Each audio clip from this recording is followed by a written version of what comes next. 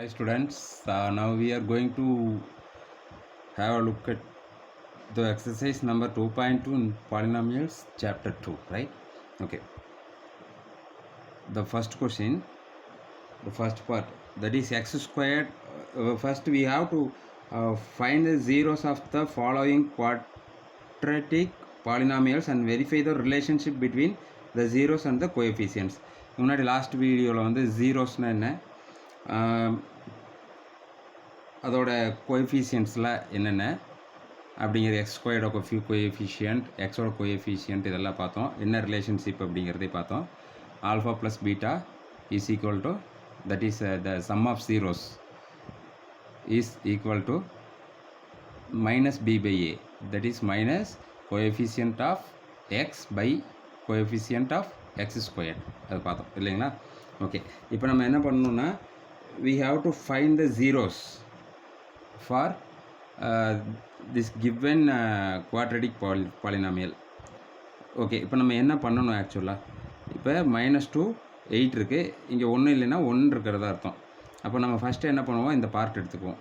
இந்த பார்ட் எடுத்துகிட்டு how do split it up. the center term வந்து 2xங்கிறத ஸ்ப்ளிட் பண்ணணும் இல்லையா, வேல்யூ மாறக்கூடாது. ஆனால் அப்போ என்ன பண்ணலாம், 8 வந்து ஃபேக்டரைஸ் பண்ணி பாருங்கள். 2 here 4 2s are 8, 2 2s are 4, again 2 1, right? இப்போ 3 2s இருக்குது, 1ஆல் நீங்கள் மல்டிப்ளை பண்ணாலும் அதே வேல்யூ தான் வரும். அதனால் இதை எடுத்துக்கலாம்.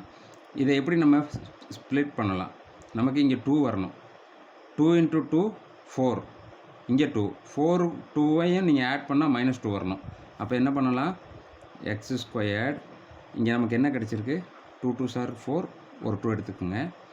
அப்போ 4 2 இருக்குது, 4, 2 இருக்குது இல்லையா? But we need -2. அதுக்கு என்ன பண்ணலாம், -4 + 2 போட்டால் -2 நமக்கு கிடைக்குமா?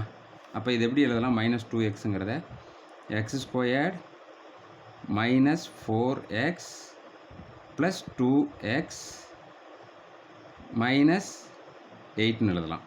இல்லைன்னா நீங்கள் எப்படி வேணாலும் எழுதிக்கலாம். அது எக்ஸ் ஸ்கொயர்ட் + 2x -4x -8 இப்படி எழுதிக்கலாம். ஓகே, இப்போது என்ன பண்ணணும்னா நெக்ஸ்ட் ஸ்டெப்பில் இங்கே எது காமனாக இருக்குது, ஃபஸ்ட்டு இந்த 2 டேர்மில், அடுத்து இந்த 2 டேர்மை வந்து எது காமனாக இருக்குதுன்னு நம்ம பார்க்கணும். இதில் வந்து எக்ஸ் காமனாக இருக்குது இல்லையா? அப்போ எக்ஸ் ஸ்கொயரில் ஒரு எக்ஸ் எடுத்துட்டோன்னா ஒரு எக்ஸ் பேலன்ஸ், ப்ளஸ் இங்கே ஒரு எக்ஸ் ஆல்ரெடி எடுத்துட்டோம், 2 மட்டும் இருக்குது. ஓகே, இங்கே மைனஸ் சிம்பிள் இருக்குது இல்லையா? இதில் நம்ம எது காமனாக எடுக்கலாம், 4 காமனாக எடுத்துக்கலாம். 4 காமனாக எடுத்துட்டோன்னா இதில் எக்ஸ் மட்டும் இருக்குது, மைனஸ் இன்ட்டு மைனஸ் ப்ளஸ்ஸு. அப்போ தான் நீங்கள் மறுபடியும் வெளியே மல்டிப்ளை பண்ணும்போது மைனஸ் இன்ட்டு ப்ளஸ் மைனஸ், இதை திருப்பி ரிட்டர்ன் எழுதும்போது கரெக்டாக வரும். அப்போ ப்ளஸ் 8ல் எத்தனை ஃபோர்ஸ் இருக்குது, 2. ஓகே, அப்போ நெக்ஸ்ட் ஸ்டெப்பில் இது ரெண்டும் சேம் டேர்மாக இருக்கா, இதை வந்து ஒரு 0 எடுத்துக்கலாம். ஸோ இது ரெண்டையும் ஒரு டேர்ம் எடுத்துக்கலாம். X -4 × x + 2 is equal to 0 இல்லையா? தென் எக்ஸ் -4 = 0, x + 2 = 0, தென் x = 4. இந்த -4 இங்கே போச்சுன்னா +4, x இந்த +2 அங்கே போச்சுன்னா -2. ஓகே, இப்போ நம்ம என்ன பண்ணணும் அப்படின்னா, we have to verify the relationship between the zeros and the coefficients.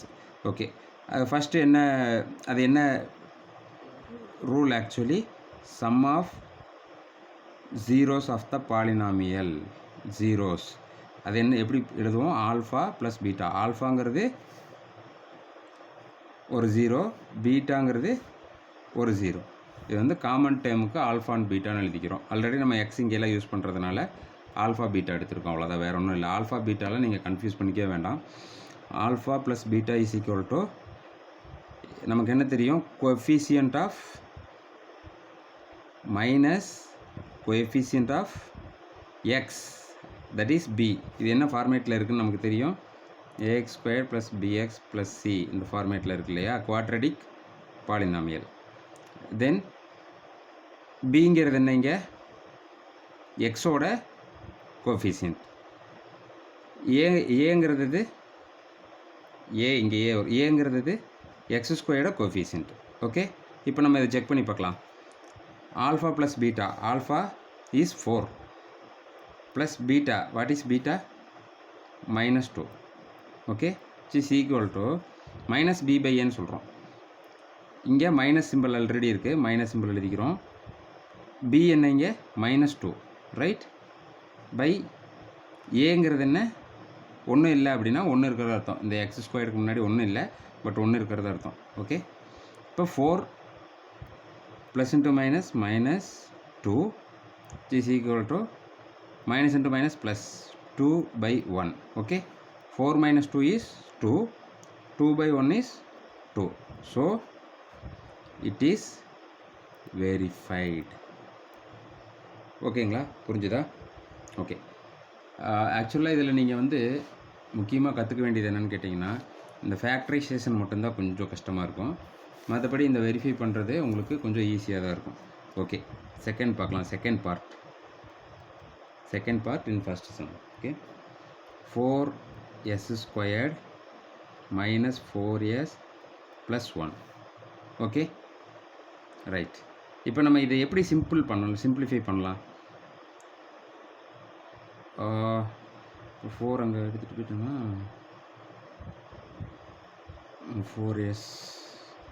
4s minus 1 plus 1. Okay, 4 first இதை மல்டிப்ளை பண்ணுங்கள். எவ்வளோ வருது? 4 வருது இல்லையா? 4 வந்து we can factorize it. 2 2s are 4, 2 1s are 2, so 2 2 அந்த மாதிரி நம்ம இது பண்ணலாம் இல்லையா?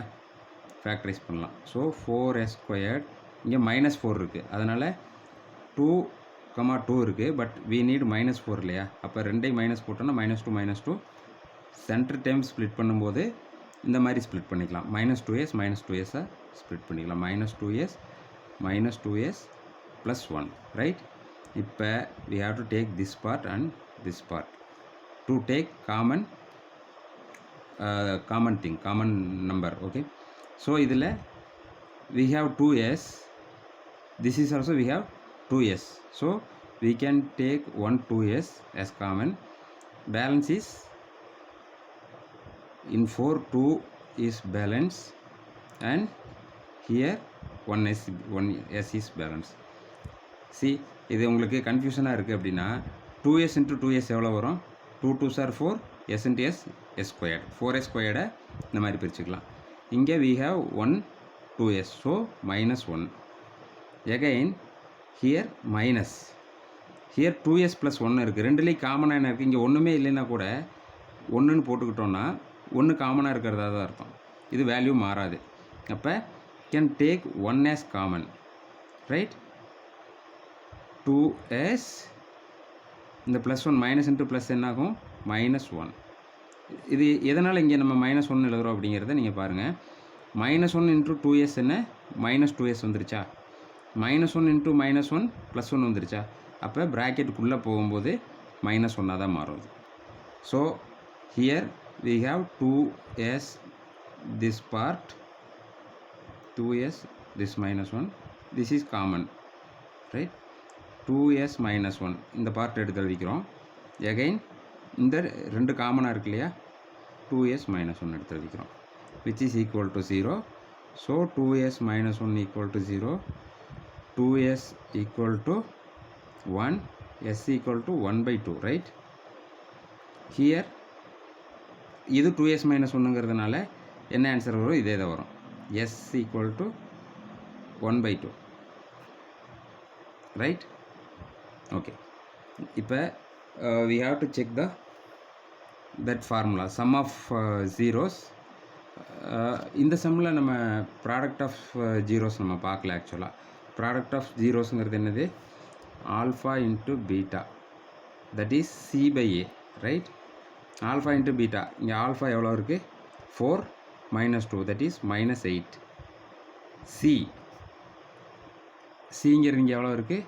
-8 by a1, so -8 = -8. This is also verified. In this sum, இந்த சம்மில் நமக்கு ரெண்டு வேல்யூ கிடச்சிருக்கு, ஆல்ஃபா அண்ட் பீட்டா கிடச்சிருக்கு, 1/2 அண்ட் 1/2. அதை நம்ம செக் பண்ணணும். Alpha plus beta is equal to என்ன சொல்கிறாங்க, -b/a இல்லையா? இப்போ ஹியர் ஆல்ஃபா பீட்டாங்கிறது என்ன, 1/2 + 1/2 which is equal to -b. -b is -4. a is 4. Already it is -4. Already we have one minus here, right? b is -4. Already we have one minus. That is okay. Now you take 2 in common, 1 + 1, right? Here it is minus into minus plus, 4/4. Here 1 + 1 is 2, right? 2/2 is 1, 4/4 is 1. So this is equal. This is verified, the relationship of coefficient and the zeros. And we have to verify it with one more thing, that is alpha beta product of but நீங்கள் example எழுதும்போது sum of zeros அப்படின்னு எழுதி sum of zeros of the polynomial எழுதி தான் அதெல்லாம் எழுதணும். இதுவும் product of the zeros of the polynomial அப்படின்னு எழுதி ஆல்ஃபா இன்ட்டு பீட்டான்னு எழுதணும். ஓகேங்களா? which is equal to c/a சொல்கிறோம். the constant term of the polynomial, that is 1. a is 4 இல்லையா? ஓகே, இப்போ ஆல்ஃபா பீட்டா என்னன்னு நமக்கு தெரியும்.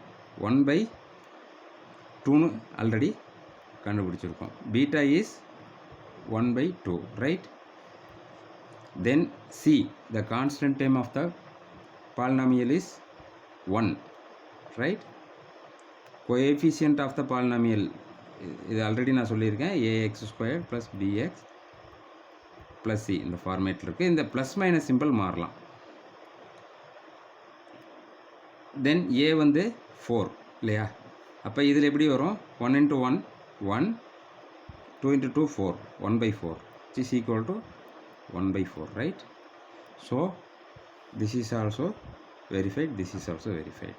The sum of the zeros of the polynomial which is equal to -b/a, that is minus coefficient of x by coefficient of x², product of the zeros which is equal to constant term of the polynomial divided by coefficient of the polynomial x², right? coefficient of the x² in the polynomial. Okay, this also verified. Okay guys, I will see you in the next video. You just give a try for the other sums. I will teach you one more sum, that is 5th one. This is very easy sum only. Okay, this is t² - 15, right? Here you have to remember one basic formula, that is that we know already, right? a² - b² is equal to, we can write it like a + b into a - b, right? Frequently we will use in trigonometry and all this formula. This is very important formula. a² - b² is equal to a + b into a - b. Okay, then how can we write this in a² - b² formula? Why do we write this in this format? Because we can easily factorize this, right? Okay, then t² which is equal to t² minus, we can write in the form of √15², right? √15² is equal to 15, because √15 into √15 is 15, right? 15, right? √2 into √2, that is equal to 2, right? So we can write this in this format.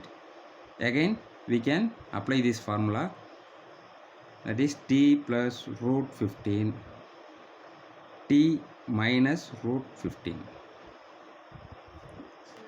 a, this is a², this is b², a plus b, a minus b, right? You got the point? Then we can equate this, equate t plus √15 equal to 0, t equal to minus root 15. Here t minus root 15 equal to 0, t equal to plus root 15, right? Okay. Then now we can check this. Alpha plus beta is equal to minus b by a, right? Here alpha is minus root 15 plus root 15, which is equal to minus b. We don't have any coefficient of x, that is t, right? So that is minus 0 by a is 1. Here minus and plus, this is also 0, which is equal to 0, right? It is verified. What about product of the zeros? Alpha into beta, that is actually which is equal to c by a, right? Alpha, here alpha is minus root 15 into plus root 15. Beta is plus root 15. What is c? Do we have c? Yes, that is the constant term, right? Minus 15 by a is coefficient of t squared, that is 1. Here root 15 into root 15 is 15. Already we have a minus symbol, which is equal to minus 15 by 1 is minus 15. This is also verified, this is also verified, right? Okay, you just give a try to other sums, that is third one, fourth one and the sixth one. If you have any doubts, please don't hesitate to comment. I will give you the reply. Okay, thank you guys.